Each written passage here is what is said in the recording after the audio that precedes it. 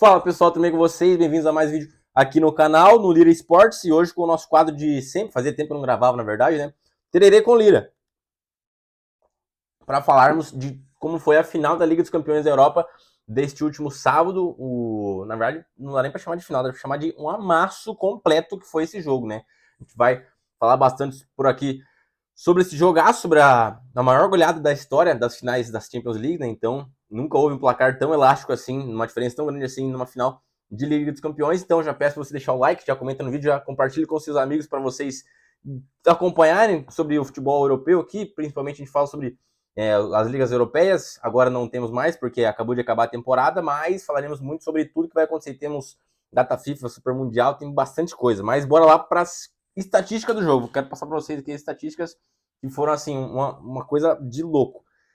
Chutes, finalizações, né? Do PSG, 23 contra 8 finalizações da Inter apenas. 8 do PSG foram no gol, apenas 2 da Inter de Milão foram no gol. E no primeiro tempo, acho que se não me engano, foi 12 finalizações, alguma coisa assim, contra 2 só da Inter de Milão. Foi a sombra, assim. O que o PSG jogou, uma coisa de maluco. 60% de posse de bola contra 40% da Inter de Milão. Que mais estatísticas relevantes aqui? Acho que é isso, mas o PSG deixou esse jogo tão sem graça, tão modorrento, assim, porque com 20 minutos de jogo já estava 2-0. Deixa eu pegar aqui para vocês os autores dos gols. O Hakimi abriu o placar aos 12 já, e aos 20 o Doué já fez o segundo gol. Aí que meio que já deu a Inter de Milão já sentiu que não tinha mais como reverter esse placar, por mais que a Liga dos Campeões, a gente sabe que é um torneio que tudo pode acontecer, as viradas podem acontecer, mas o que o jogo apresentava não era isso, né? O PSG dominou completamente a Inter de Milão, a Inter de Milão se viu entre as cordas, e a diferença do jogo do PSG, Inter de Milão por exemplo, o Barcelona e Inter de Milão, é que o Barcelona conseguiu ser muito mais mortal e não conseguiu se defender como o PSG se defendeu da Inter de Milão. A Inter de Milão não conseguiu atacar, não conseguiu ver a cor da bola. E o PSG amassou completamente. Tanto que o Doué foi o melhor em campo, né? A nota o score dele foi 9.8, assim, uma final de Champions fantástica. Uma das melhores atuações individuais da história das finais da Champions League, né? Ele matou a pau, foram 2 gols e uma assistência. A gente falou do primeiro tempo que foi 2-0 pro PSG, e a Inter sentiu que não tinha muito o que fazer, sabe? Não tinha como reverter esse jogo. Eu tentava ali, mas tava nas cordas. Assim, foi uma massa completa. O PSG não baixou a guarda em nenhum momento. No segundo tempo, aos 63 minutos, o Doué fez o segundo gol dele na partida, né? Já tava 3-0, e com 3-0 aos 63 minutos de jogo, se sabe que é só um milagre mesmo para reverter. A Inter de Milão não conseguiu nem tentar esboçar uma reação.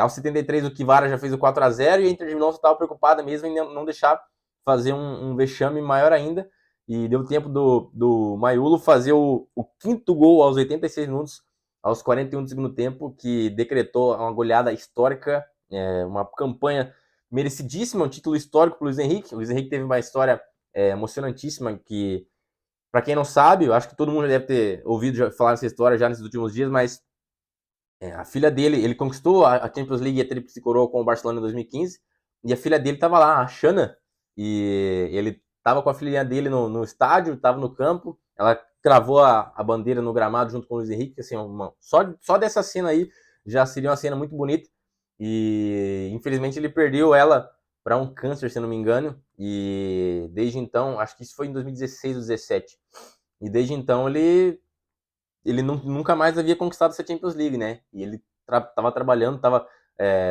queria muito essa conquista para ela também, enfim. E ele é um cara muito sereno, muito tranquilo. Ele, nas entrevistas, ele fala que ele foi muito afortunado por ter vivido os 9 anos que viveu com ela, por ter tido ela por esse tempo. E, enfim, a torcida do PSG fez uma homenagem belíssima no final do jogo, descendo um bandeirão assim, que era ela com a camisa do PSG, fincando novamente a bandeira com o Luiz Henrique no centro do gramado. Então, assim, isso emocionou todo mundo que estava assistindo, todo mundo que estava trabalhando, comentando esse jogo. O Luiz Henrique, obviamente, ficou muito emocionado. Enfim, uma história belíssima. Mas não é só isso, né? O Luiz Henrique é muito mais do que essa linda história que a gente acabou de ouvir.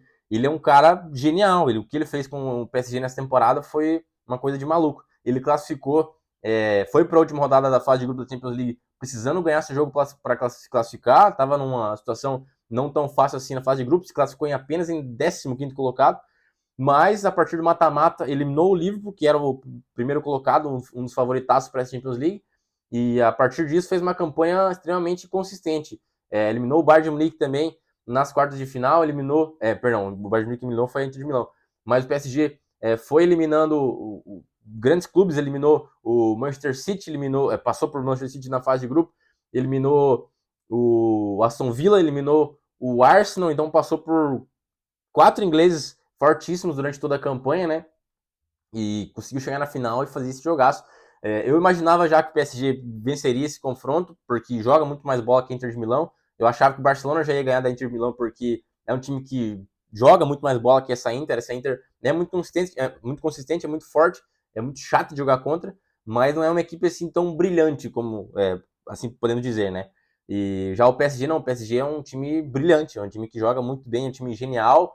O Luiz Henrique fez esse time trabalhar muito mais do que havia trabalhado nesses últimos anos com as estrelas. Tinha o PSG, tinha o Mbappé, Neymar, Messi, Sérgio Ramos, todas aquelas estrelas, esse time milionário.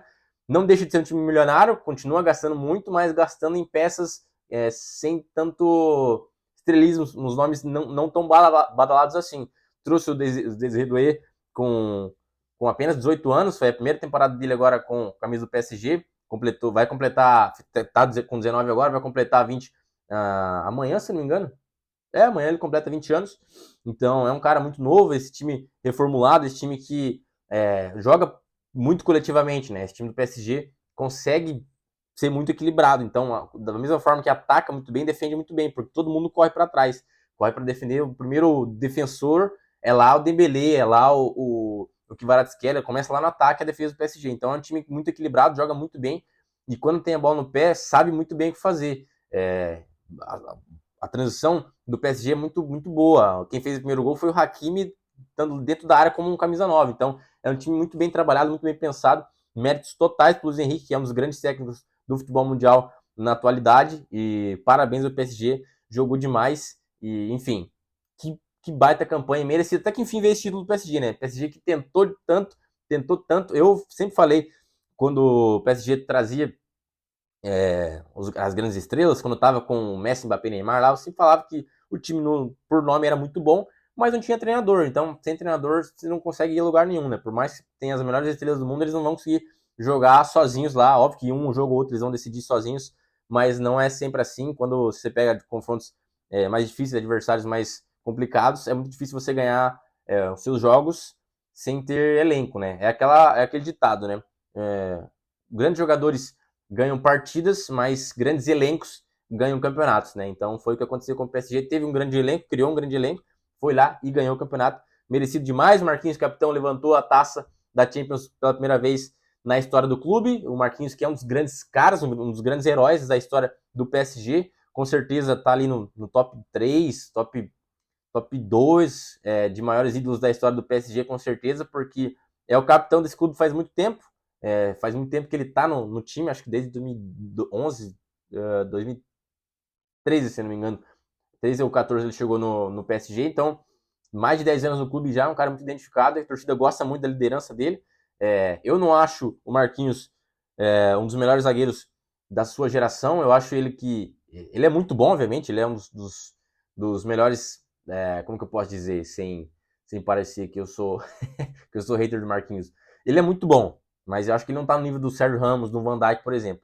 E não tem problema nenhum nisso, porque eles são os caras diferenciados da posição na década, né? Eu acho que ele não tá nesse nível, mas ele tá no nível abaixo ali. Ele tá junto com o Thiago Silva, ele tá junto com alguns outros grandes zagueiros que passaram nessa década pelo futebol europeu, futebol mundial, né? De PSG e Inter de Milão é isso? Deixa eu ver aqui as notas SofaScore aqui só para passar para vocês. Inter de Milão, cara, o melhor jogador da Inter de Milão pelo SofaScore foi o Barella com nota 7, para vocês terem noção do quão ruim foi esse desempenho da Inter de Milão. Foi realmente terrível. E o PSG teve grandes destaques, né? O Doué, como eu já falei, nota 9.8, o Dembélé de 2 assistências e pode ser um dos candidatos. É o favorito, acho que hoje, para a bola de ouro, por mais que eu acho que o Yamal jogou mais. Ele foi o Mbappé, o Dembélé foi eleito o melhor jogador da Champions. Na minha opinião, foi o Rafinha, porque foi o líder de assistências e o artilheiro da Champions. Então, um cara que mais participou de gol, foi decisivo em todos os momentos para o Barcelona. Estava fazendo gol da classificação até o último minuto de jogo. E acho que, para mim, seria o Rafinha. O melhor jogador jovem da competição foi o Doué. Acho que a final pesa muito, acho que até a final era sem sombra de dúvida o Yamal. E depois que o Doué, na final que o Doué fez, o Doué sem sombra de dúvida também, porque 2 gols e uma assistência na final realmente elevou o patamar dele demais, né? Acho que ele virou o favorito agora para o Golden Boy, que seria o melhor jogador jovem da temporada. E o Dembélé, por conta do título, acho que vira o favorito para a bola de ouro. Meu voto para a bola de ouro seria o Yamal, porque acho que jogou muito mais bola, foi muito mais encantador que o Dembélé, mas acho que não tem nenhum problema em o Dembélé ser o melhor do mundo, ser o bola de ouro, assim também como não teria problema sem o Rafinha. Acho que fora desses três, acho que daí sim eu veria que não seria justo, mas entre Rafinha, Dembélé e Yamal, acho que tem argumentos e critérios para eleger qualquer um dos três. Pessoal, o vídeo de hoje foi esse, um apanhadão geral sobre a final da Champions League. Teremos as semifinais da Liga das Nações, a Nations League lá na Europa agora, Alemanha e Portugal na quarta-feira, França e Espanha na quinta, teremos data FIFA também, então muita coisa pra gente comentar. Acho que quinta ou sexta-feira eu volto por aqui para fazer mais vídeo para vocês. Um beijo de coração, tamo junto demais.